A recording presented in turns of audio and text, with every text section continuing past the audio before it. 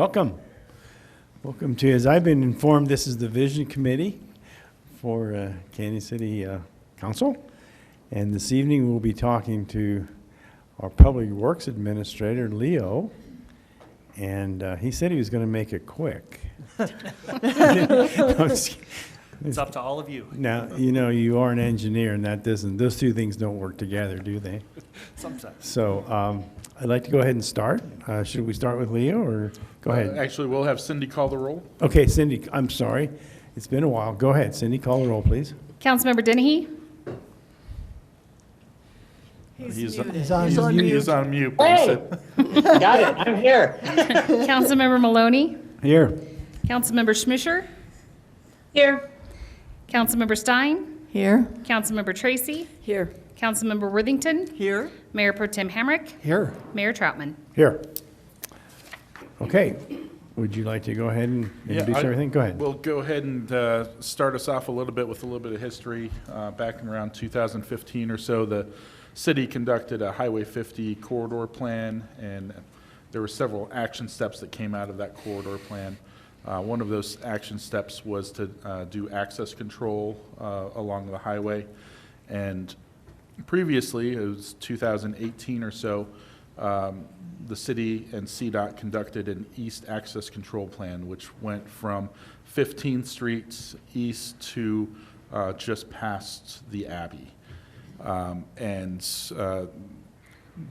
Those plans went through a very public process. There was meetings with business owners, and CDOT adopted the plan. The plan came to City Council. City Council did not adopt the plan. However, because it is CDOT right-of-way, CDOT roads, their plan kind of trumps the city. They're the ones that give access, and they use that plan as it stands today. What they have asked for is for the city to reconsider the East Access Control Plan, go back through a public process, and try and address the issues that the city had previously. And instead of stopping just east of the Abbey, they actually want to take it all the way to the city boundaries on the eastern side, over just east of Home Depot. With that, I know our Public Works Director, Leo Evans, has a presentation put together, and I will hand it over to him. Great. Well, thank you. And it will be short. I think I only have 7 slides, with one being a title and one being a repeat of everything that Ryan just said for the history of the project. So we'll definitely be quick, depending on how much discussion we want to have on the next steps. Uh-oh. Brandon, how do I get this to advance? Aha. All right. So project history, Ryan already talked about that. The next slide covers that. Talk really quick about why access management's important, some of the things that CDOT's going to be looking for in that process, some of the things that we may be looking for in that process. Touch on the project goals. What's the outcome of this that everyone, that CDOT wants to see? And I did do quite a bit of work on what's different from the last time that this was discussed, the 2018 plan, which that's the cover sheet of. That is still available on our city website. All of the documents relating to the previous iteration of this project are still out there, available to the public. All that history is there. I'm sure a lot of it will be drawn on by CDOT in the next round. And then really want to see what the council's temperature is on this. What do you want to see for next steps? How do we want to proceed with this project? So as Ryan mentioned, the history, the 2015 corridor plan. We have the 2018-19 previous iteration of the East Access Control Plan, and then the proposed plan this year. The bottom is an excerpt from that 2015 corridor plan. One of the big things that stands out to me about this corridor, or this portion of US 50, is that the city and CDOT, I both really envision Fremont Drive going away at some point in the future, and that not being there anymore. And a lot of what CDOT and the city needs to figure out is how are all those businesses along the north side of US 50 going to then access? How many driveways will they have? Where will they be? And all those kind of things. So that's the big driver and one of the big drivers in my mind is if this is still important to the city, that we get to a stage where we can adopt this plan and eliminate Fremont Drive, having a access control plan that we can all mutually work towards is going to be an important piece. Really, for anybody that hasn't been a part of one of these before, I've not been a part of one here in Colorado. Why is access management important? This, you're all familiar with this area. This is City Market, Big R, AutoZone, Harbor Freight. If Fremont Drive was gone, how would all of those parking lots access Highway 50? And it couldn't look the same as what it does right now with how they access Fremont Drive. It's quite uncontrolled. Fremont Drive benefits from being quite slow, lower volume traffic. It probably gets away with that. If you tried to extrapolate that out onto US 50, it would create chaos and not be a good plan. And I don't think CDOT would ever, in that sense, support the elimination of Fremont Drive, which I don't know if we mentioned. Fremont Drive is actually CDOT's road. They control that. We don't do any maintenance on that. We don't do any work on that, other than in emergency situations. It is by all means theirs to control. So some of the things that will come out of this plan is, just an evaluation of not only how does eliminating Fremont Drive change the access for all the businesses, how does changing the access for the businesses and eliminating Fremont Drive change the local traffic patterns? What does that do to streets like 15th Street or 19th Street or all the streets in East Canyon? How will people navigate through those areas? And if you had a chance to look through the scope of work that CDOT's outlined, you'll note that they've got a lot of traffic counts that are out in those neighborhood areas that kind of help them establish a baseline of traffic in those areas, that they can create a model, then use some extrapolation to say, what are these changes going to do to that model? The other thing is, we can do a lot for safety with access improvements. I have a slide on the next page, I think, that talks a little bit about that and some stats that go behind that. And I think the other piece of this will be is, access management can really help improve the operational efficiency of US 50. I've only been here a year. You've all been here much longer. I'm sure you've all heard complaints or lived it yourself about how long and inefficient the traffic lights are on US 50. A lot of that is driven by the fact that we have these frontage roads that require extra long traffic signal cycles to make them functional. Without those frontage roads, those traffic signals can be changed. The entirety of the corridor can be more efficient, which is really, a big driver for CDOT in a lot of ways. They like to move a lot of cars quickly, and that's important to them, and it should be important to us too. The project goals, everything that's in black on the left side was taken straight from the 2018-2019 project. All of those are still valid today. All of those are still things that we want to see from this project. The two in blue at the bottom are two that I wanted to highlight because they're a little bit different this time around. I know we did go through quite a public process last time. I think they've really even expanded on what they're proposing in this round for public participation and public outreach.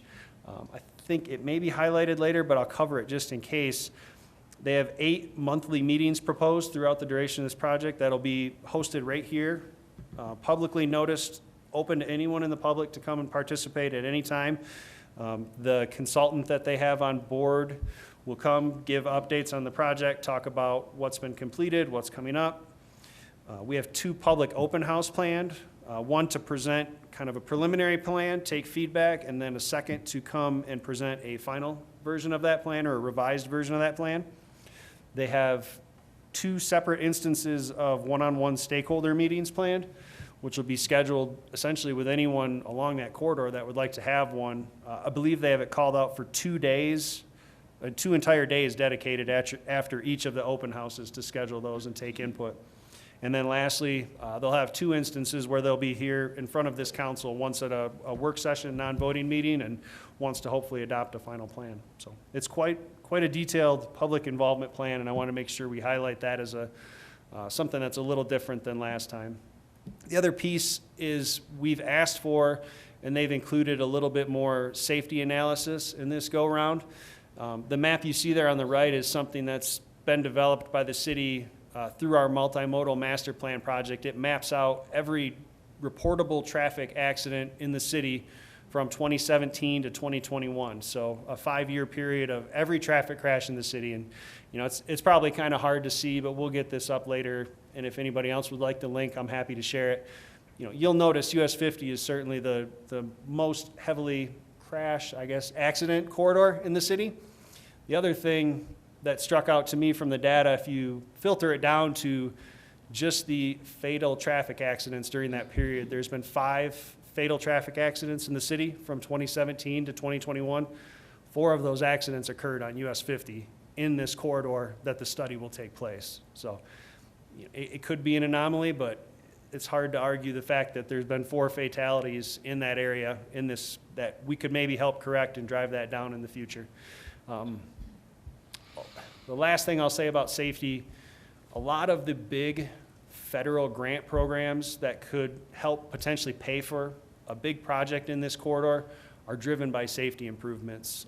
You have to be able to show that the project you're proposing will reduce injuries and will reduce fatalities, and having that data and having that information will hopefully help us in the future to pursue large federal grants that could help pay for this, because you know, to execute a project of the scale that's going to come out of this is, you know, a $50 million reconstruct of Highway 50. It's more than the city could ever handle by itself. It's, you know, and it's going to fall into CDOT priorities for how important is it to them. So the more we can leverage outside funding sources, the better we're going to be situated going forward. Here, I really wanted to just highlight what was different from last time to this time. Ryan already did a good job. Stolfus was the contractor consultant that did the work last time. This time it is proposed for Atkins. Atkins is the same team that worked with CDOT on the West Access Control Plan, which covers from the, I believe it goes all the way to the western city limits up to 15th Street. And I think that was done after the East Plan was not adopted by both parties. So That is correct. some lessons learned, and hopefully we can leverage their past experience in town to make this one a successful effort. Ryan mentioned the last study kind of stopped at the Abbey. This one actually goes all the way to 4 Mile Parkway. It goes all the way to the, even a little bit outside of the city limits, I think that part of 50 is, but covers us all the way. We talked about the expanded public involvement this time around and the expanded safety analysis. And this is my last real slide. I kind of just wanted to get everyone's feel here about how we wanted to proceed with this project.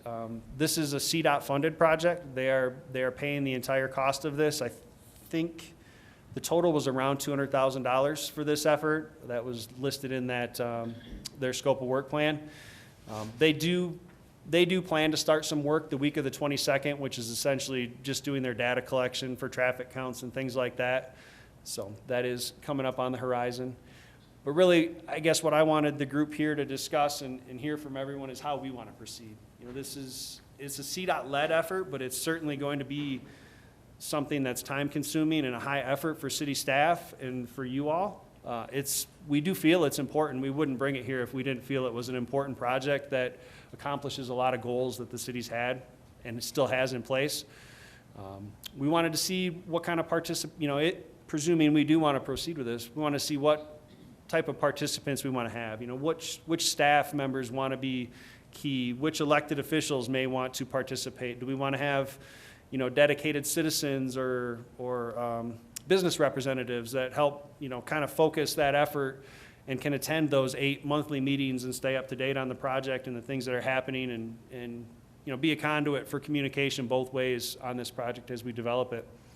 I wanted to hear if there's any city goals that maybe aren't covered by the CDOT scope. Are there things that are important to us that are missed in what they're evaluating? And then lastly, you know, aside from the data collection that CDOT already has planned and scheduled, you know, if we choose to proceed, the next step is really a kickoff meeting.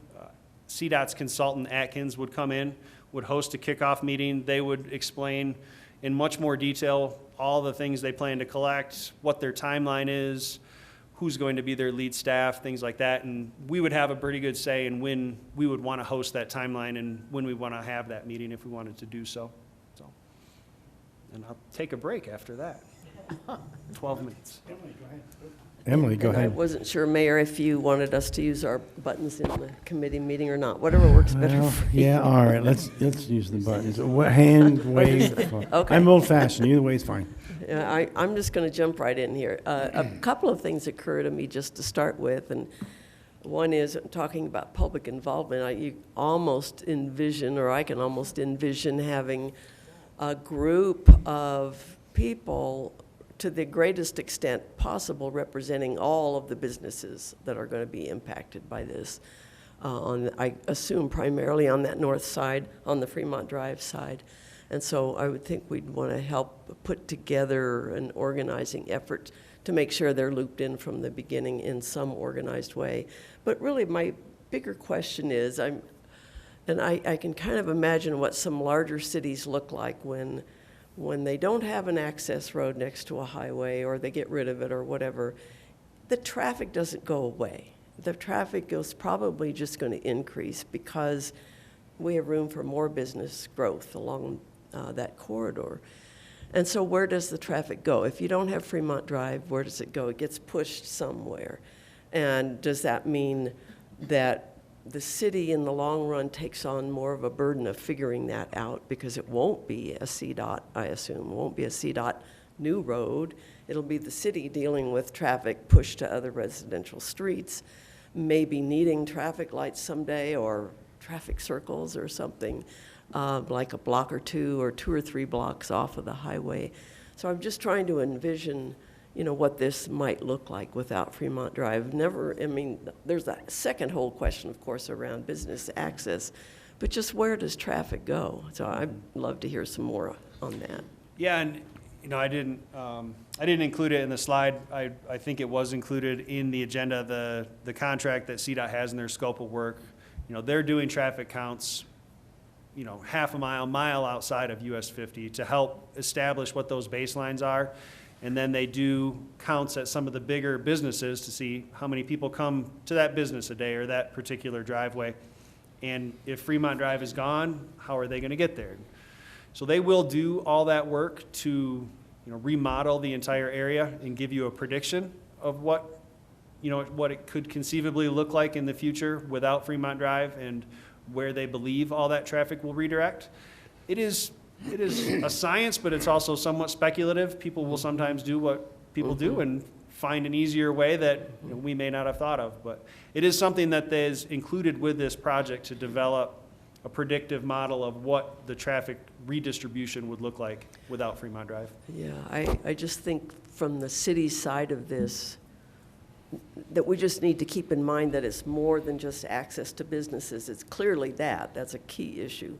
But in addition to that, it's where does all this traffic go? And what traffic control devices is the city going to have to take on in future years to manage that? Because the traffic is going to be there somewhere along a very long stretch. You're talking 15th Street to just east of Home Depot, I think you said. And so it's a lot to think about from the city side. So I'll leave it at that. Thank you. Amy?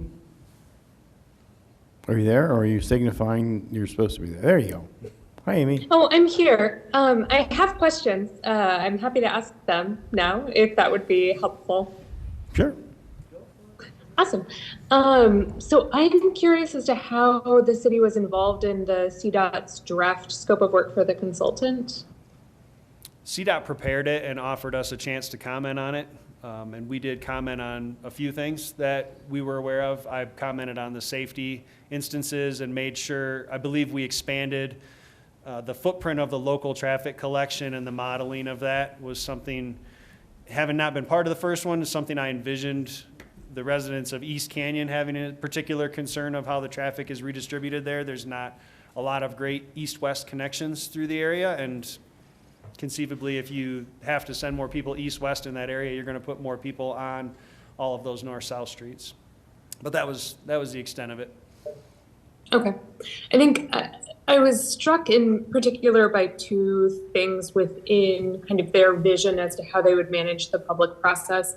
One was the repetition of informed consent as being a primary goal of these meetings. And it concerns me that there wasn't more of an emphasis on actually taking input and revising their plans based on public input and public feedback from all of these meetings, and rather that the primary goal seemed to be convincing everyone that their plan was the right plan. So I'm curious as to how the city envisions public input actually being incorporated into CDOT's planning process. Because I think part of the challenge that I've seen with some of these external led planning efforts is they have these meetings, but nothing or not much substantially actually changes as a result of as a result of people giving up their time, giving up their evenings to attend these meetings. So I'd be curious as to what your thoughts are. How would we actually ensure that CDOT does make the changes based on public input, both from the meetings, which at 30 minutes each, I mean, I'm all a fan of short meetings, but I don't think 30 minutes is long enough to really get substantial public input. I think it's more likely to be giving information rather than receiving information. So I'm curious as to how the city plans to manage the process to ensure that public input is actually incorporated. Thanks. I can speak a little bit to the West Access Control Plan. I know there were a number of changes that the city requested on that project. I don't know how they came about. I would imagine they came out through the public outreach process and just identifying different problems that conflicted with CDOT's initial vision. And I know on those instances, we were successful in getting a number of those changes passed. They were passed through city council via resolution and then adopted by both parties. So I would envision that.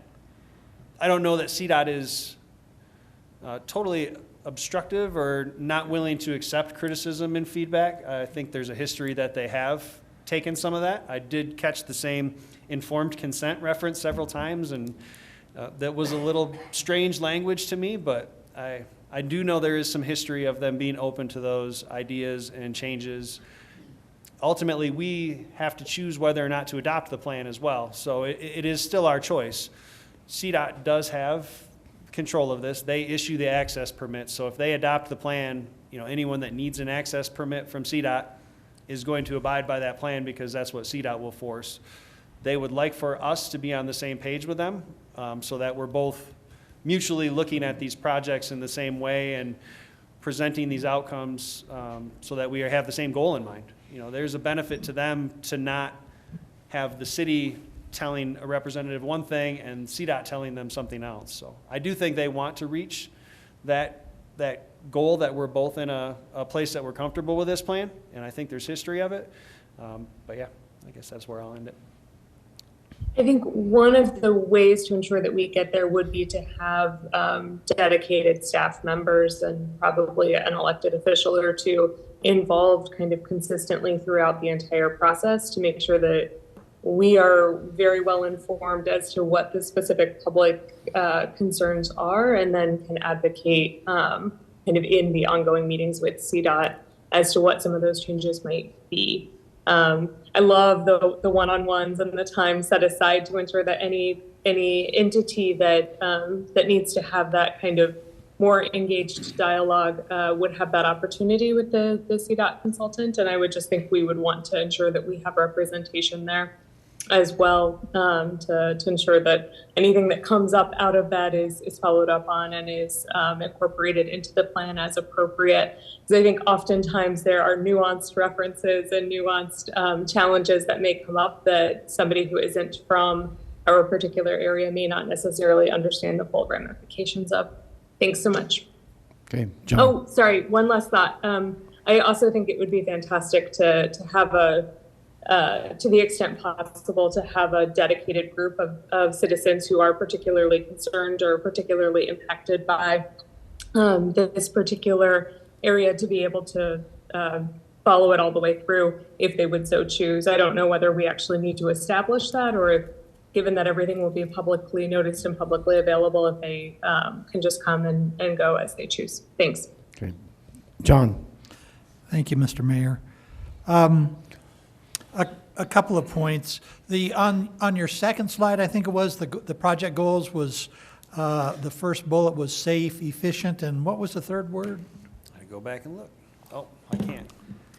You may have to, if you got a paper copy, you may have to I look don't at have a your. paper. Oh, Brandon, could you put the slide deck back up, please? Go back here. Oh, right there, right? yeah, safe and efficient. Effective. Effective. That was the word I was looking for. To me, the issue is that every car that is not on Fremont Drive is either going to have to be on Highway 50 or on one of our city streets. Absolutely, there's no other choice. And what that means is that using Fremont Drive to get around some of the backups that we currently have in our roads. For instance, the roundabout there at 15th and Main Street. That's gonna, at lunchtime, it's almost impossible to get through there. If we add 20 more cars, an hour into that thing or whatever, it's gonna be pretty ugly there. And I think it's important to draw this distinction between a CDOT-led project and a city-led project. This is a CDOT-led project. They are in the driver's seat. They will eventually make the decisions. They're willing to make noises like they will listen to us, and we hope they will. But nonetheless, when push comes to shove, it's CDOT. And because of that, I think that's an important distinction that we need to keep in mind as we go through these public meetings, because I don't want the public to say, oh, this is a city council project. City council gets to make the decision, and if it's goofed up, you guys are the ones that goofed it. The chips need to fall where they do there. I do not believe that we can get rid of Fremont Drive in an efficient and effective manner without a lot of disruption and a lot of changes on our part. A lot of the east-west streets are going to have to be improved a bunch. The one street that goes by Claflin is going to become a major artery for people that are trying to access businesses that are now not accessible from Fremont. And the only way that you're going to be able to do that is to go to a traffic light somewhere and come back on it. If you're headed east and you want to turn left, you can't do it. You're going to have to head east on a city street and circle back on 50 to gain access. Either that, or we're going to have a lot of U-turn traffic at our stoplights, and that'll be exciting. And I'm not sure that you can justify this on safety because more traffic is going to equal more accidents. There's not any way around that, and so it's those are things I think that we need to keep in mind as we go through this. I think that we do need to have as much impact and input into CDOT that we can, but it's going to be difficult for us because this will be a big change, and it's one that we don't have a whole lot of say in really when push comes down to shove. Thanks. John. Andrea. Councilman Hamrick, I would just like to say that no matter what happens, whether or not CDOT forges ahead with this, the people that we represent are going to blame us for whatever happens. That's right. And they're going to come to us with their concerns. As they should. Yeah, right. And so I think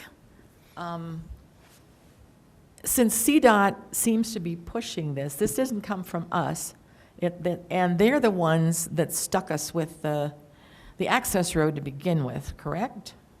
It's my Many years understanding. They're ago. the ones that Right. built Fremont Drive, I believe. Exactly. So what's going to happen is there's, if you travel the access road at all, when you're trying to make that crazy left turn across all those lanes of traffic, the cars back up so that sometimes it takes 2, even 3 lights to make that turn.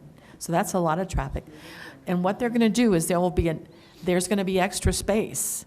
And they're gonna, to make it safe, they're gonna have to add another 1 or 2 lanes out on 50. And then when they do that, that's gonna add to the speed, and that's gonna kind of cancel out some of the safety things that we're doing right now on the west side. So, but that's just one thing to consider.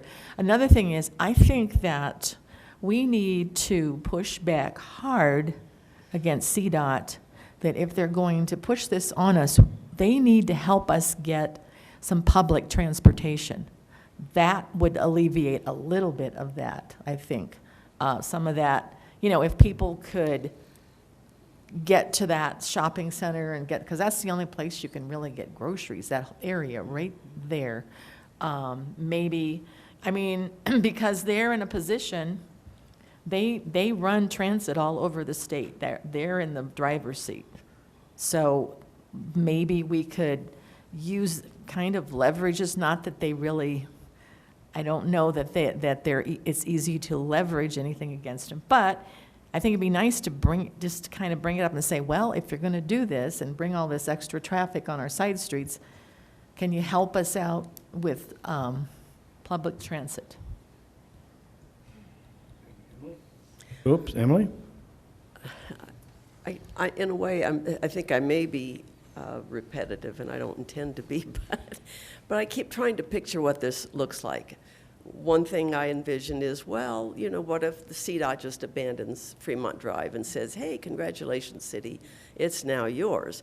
Oh, but by the way, we're taking out those traffic lights there at Fremont Drive and Reynolds and all those streets, which wouldn't work. So what does that mean then?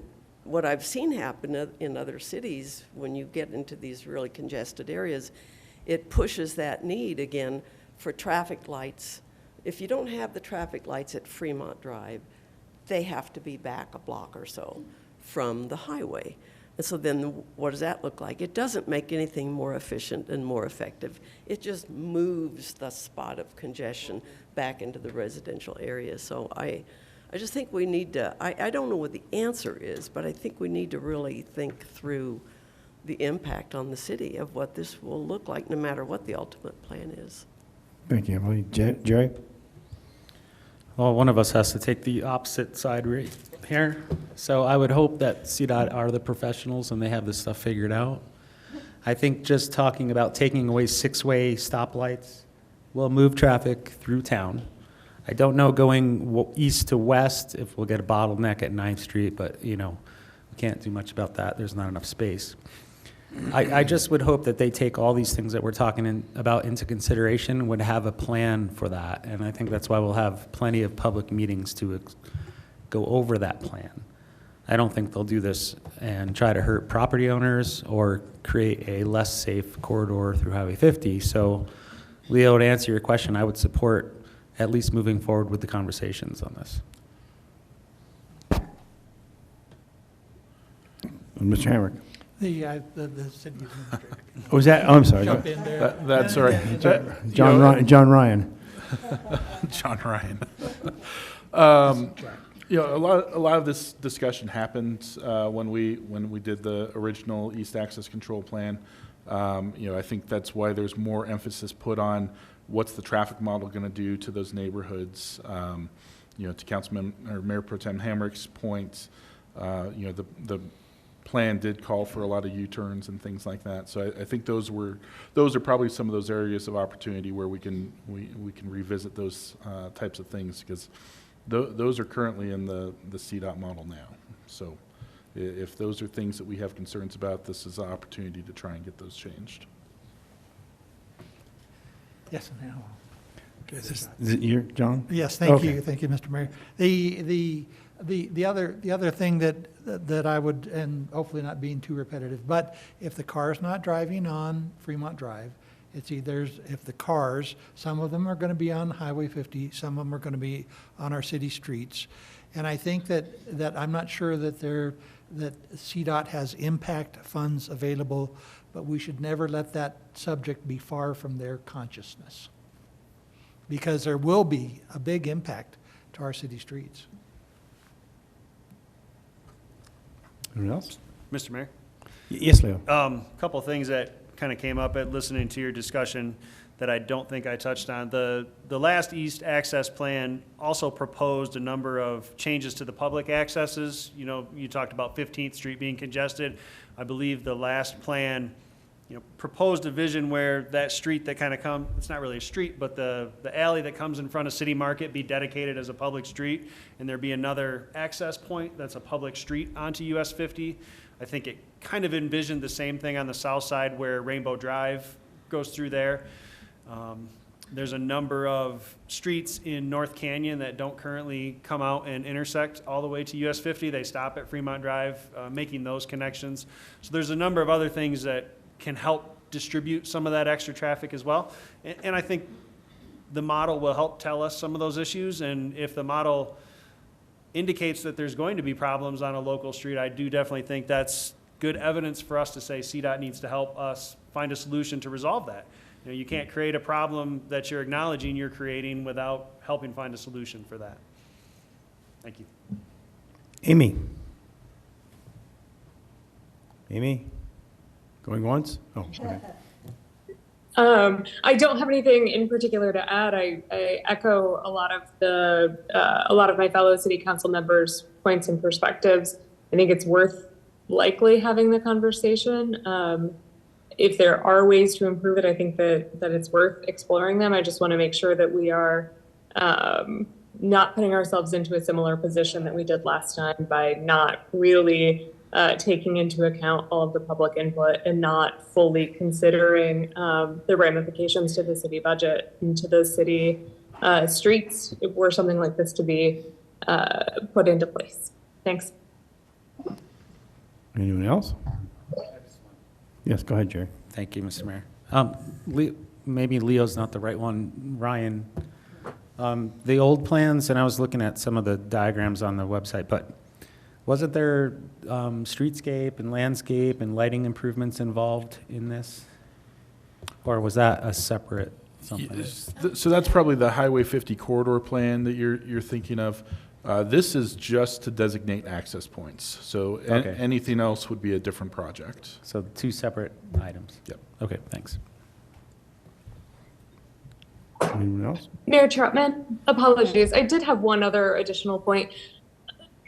I guess I'm also a little bit curious about the timing of this. I mean, right now, part of Highway 50 is already ripped up and is already impacting traffic and is already a lot for folks to bear. So I'm curious as to why we would want to embark on this for the rest of Highway 50 at this moment in time. I think it might be prudent to wait to see how that part of the plan's implementation actually goes. And I understand that it would be quite some time after this plan was created, were it to be adopted by both parties for it to actually be implemented. But I also am cognizant of the fact that we're already going to see a huge change in the traffic patterns of our town for the downtown area. And I think it might behoove us to let that dust settle a little bit before we embark on changing the rest of the traffic patterns of the main artery of our town. Thanks. Anyone else? Emily? I don't know if there would be an example anywhere in Colorado, but I wonder if CDOT could try to provide us with an example of a community where something similar was done, where an access road that parallels a highway was eliminated, and so then how was that handled? It'd be nice if we could see a real-life example of something that worked well, or maybe something that didn't, that would just kind of help inform what we're doing with this project. Because I can't think of an example, but they're probably out there. Thank you. Amy? Did you want to talk again, Amy? No, sorry, I'm not. You don't have to if you don't want to. I'm not forcing you to talk. You understand that. Wonderful. I appreciate the opportunity, but no, nothing all right. further. I'm not sure if Tim is also on the line, and I'm not sure if he had anything to contribute. No, I'm listening to all the points. I really like what, Jerry said. Everybody's had great points. I agree. I think right now, let the first bit settle in, see how people get used to it. It's going to I drove it the other day and just turning left at 9th, if there's much traffic at all, there's not a whole lot of room for a lot of cars if you're making a left going eastbound on to 9th. So, I'm going to be real curious what this does.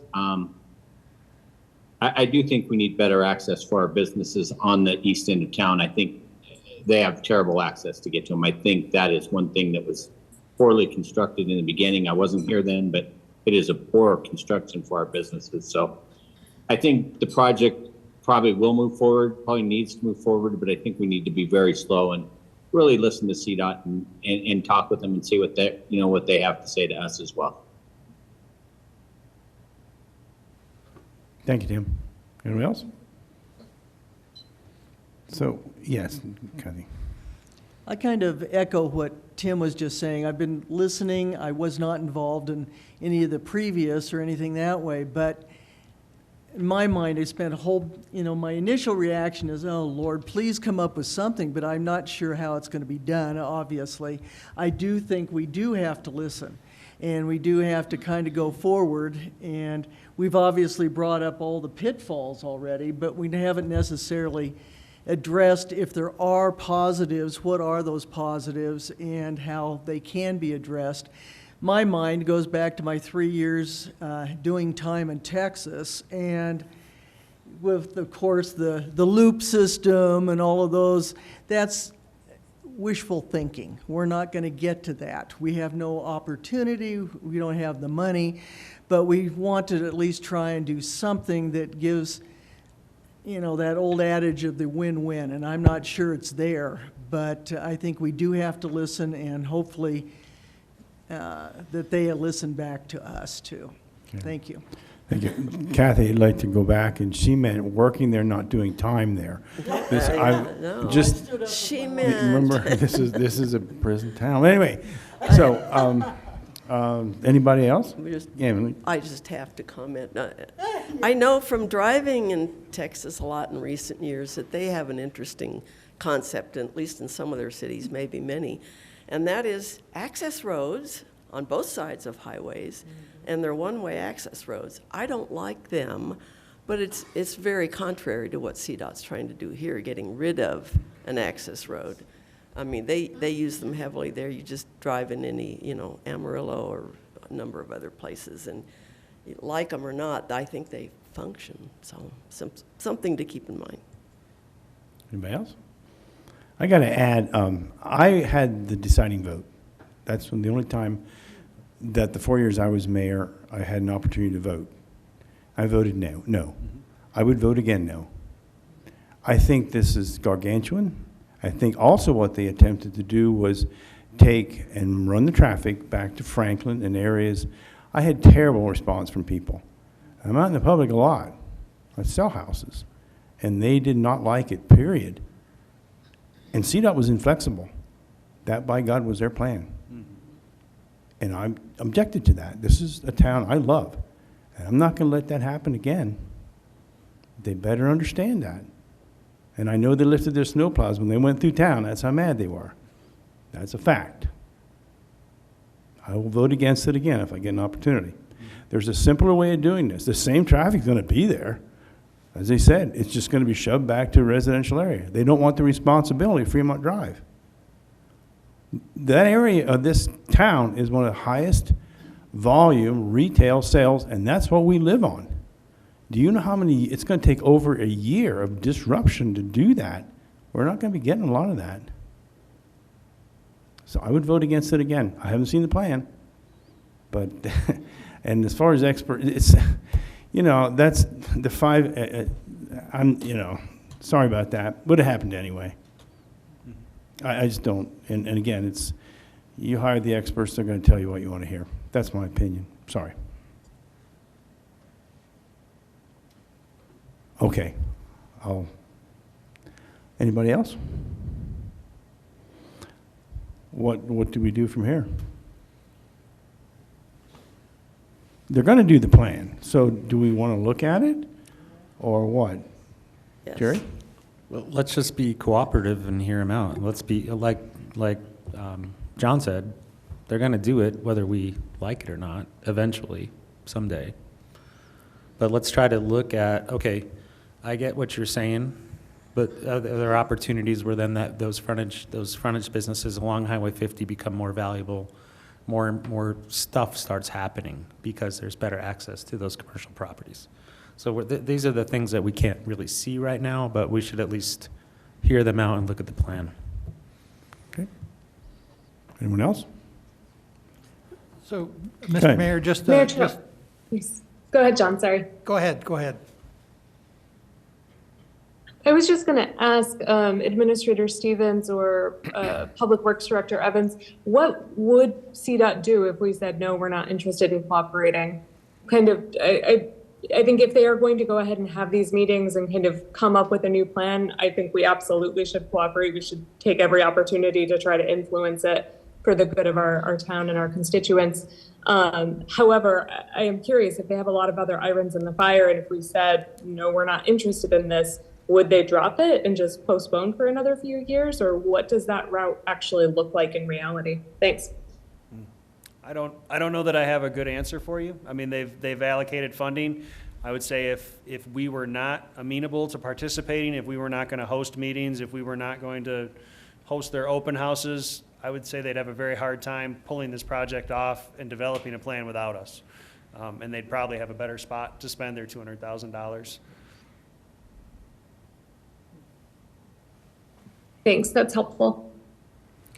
And Go ahead. just kind of administrative details. Generally, what this is our city administrator and public works director asking for advice and consent. Generally, what we've done in the past is go around the panel and thumbs up or thumbs down as just kind of some direction, so that unless Administrator Stevens feels he has a clear direction right now. Yeah, I think there's a lot of moving parts to this. CDOT's been trying to get this back on the agenda for quite some time, going back to Kim Swearingen, our previous public works director. We've put them off for a long time. This last time I asked for them to wait until after the election because I didn't want to start with one council and then have to start over with a new council and those types of things if we're moving forward with something like this. So, we're happy to move to the direction of council and, support however you'd like. Okay, thank you, Ryan. Do you want to do the thumbs up or yes, I'd like to, or is everybody comfortable with that? Or should we start with Andrea? I believe that when there's blood in the streets, there's opportunity. You can also jump in because we are just giving opinions, so you're welcome to opine here yourself, Mr. Mayor. I've not seen the new plan. If it was anything like the last plan, no, I wouldn't be interested. So my feeling is really, I think it's been expressed by many here tonight. I think that, the CDOT is going to do this whether we participate or not, and it's Councilmember had a very good point that we do represent citizens. We should get as much representation with CDOT that we can, with the proviso that we make sure that we are a participant and not a driver. Because what our goal should be is to influence them to the extent that we can, as opposed to being a proponent for them. So it's kind of a modified thumbs up. I agree with John. If we're not participants, then we lose our say-so on anything. So I'm a thumbs up to moving forward. I agree. I think John and everyone really has described the concerns that we all have, but I don't think we want to just sit back and not participate. So yeah, we want to participate.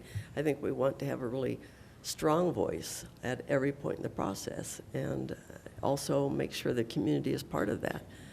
It's the only way to get to a good solution, and because I think they want to get rid of that responsibility they have for Fremont Drive, and they're going to do it one way or another. So we should be a part of that discussion.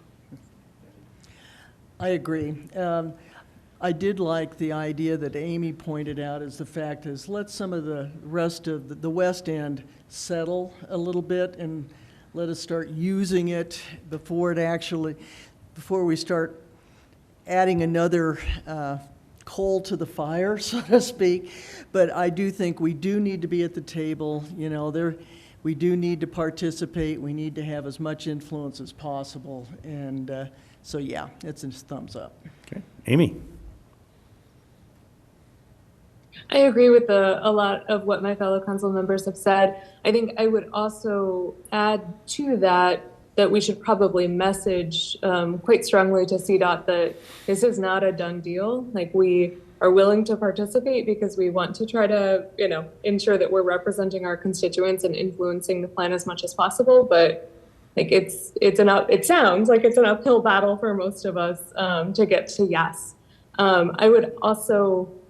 I'm concerned because I believe that the plan for their initial public meeting is to present the last plan, which I think we heard from a majority of council members is kind of a non-starter. So I would just encourage Administrator Stevens and Director Evans to really message strongly that a lot more work is going to need to be done and a lot more public input is actually going to need to be incorporated in order for us to get to yes at the end of the day. Thanks. Okay, thank you, Amy. Tim? And I agree with really everything. I really like what Amy just said. And that's the main thing is, don't put this as a final project in front of us. Because, this is where we live, not where they live. And I think that is very important. And the amount of traffic that's coming through on Highway 50, and that has increased tremendously. The amount of rock trucks has increased tremendously. And, really, I don't want to see a lot of this, but, right now, CDOT's going to do it. Let's make sure we have our hand in the table. Okay. Thank you, Tim. Well, it seems to me we got a bunch of thumbs up, and the crusty old mayor maybe just, yeah, if it's the same old plan, I ain't interested. And, and I'm sure, because I know from being there were things where they were actually trying to take private property and run everything back to the back streets, and I had customers and people who live there that were ready to get out the tar and feathers. And it's like, well, this is what it's going to be. So maybe there's another step. Maybe there are steps to slowly put it into place, maybe right in, right out, things like that, to try to look at it that way. Maybe some simple stuff to start step-by-step process. But if it is that plan, I wouldn't be at all in favor of it. So you got thumbs up. Okay? And do we have council members who want to be, take lead from the council standpoint? I don't think I'm smart enough for Isn't that. Andrea already our CDOT person?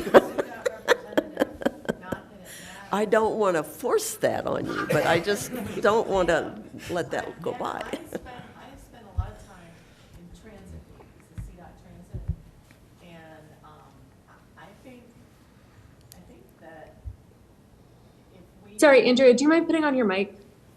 I really want to hear what you have to say. I'm sorry. Okay. All right, I'm sorry. Yes, I am the CDOT representative, okay? And I go to all of the transit meetings as well as the regular CDOT meetings. And there are so many programs and so many grants out there right now that I think that even if we can get the kind of citizen input that you're looking at and even get a little bit of give on their side, I think we have a lot more to gain. And I'm happy to be the point person with them and with Leo. Yeah, Leo and I have to deal with a lot of other things too. So yeah, I can do that because I'm going to their meetings all the time anyway. Can I go too? I would love to have a strong opponent of this plan there to represent as well. I think it's important that we represent both sides of what the city is seeing in those discussions. Okay. You're in. I mean, I'm not a voting member, so I don't count my thumbs up or thumbs down, but. Now you know how I feel, okay? Okay, so we got thumbs up, and we've got people gonna get with them, Andre and Yes. I, and. I am a quid pro quo kind of gal. So if they want, there's always room to negotiate. You can negotiate anything. I'm not good in French, but I think I know what that means. Okay, anything else for the good, a discussion or anything? And I think we should adjourn. Thank you.